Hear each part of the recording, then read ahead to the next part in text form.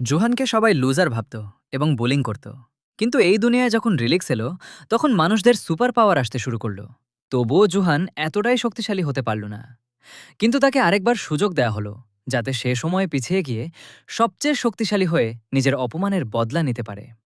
পুরো এপিসোডটা দেখতে হবে, কিন্তু তার আগে চ্যানেলটা সাবস্ক্রাইব করে দাও এবং ভিডিওটা হাইপ করে দিও।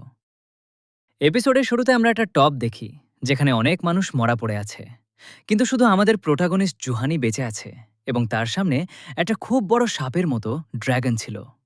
সে তাকে নিয়ে লড়াই করে অনেক ক্লান্ত হয়ে গিয়েছিল। ঠিক তখনই ড্র্যাগন আবার তার উপর আক্রমণ করল, আর সে পালাতে লাগল।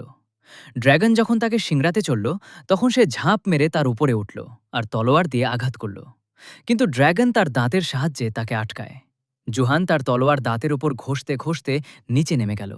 তারপর দেয়ালের ওপর ঠেস দিয়ে ঝাঁপ মেরে আবার আক্রমণ করতে লাগল। তার তলোয়ার একটা ঝিকিমিকি আলো ছাড়তে শুরু করল। ঠিক তখনই ড্র্যাগন তার লেজ দিয়ে আঘাত করল, ফলে জুহোর মুখ থেকে রক্ত বের হয়ে আসতে লাগল। আর সে দেয়ালের সঙ্গে ধাক্কা খেল, নিচে পড়ে যায়।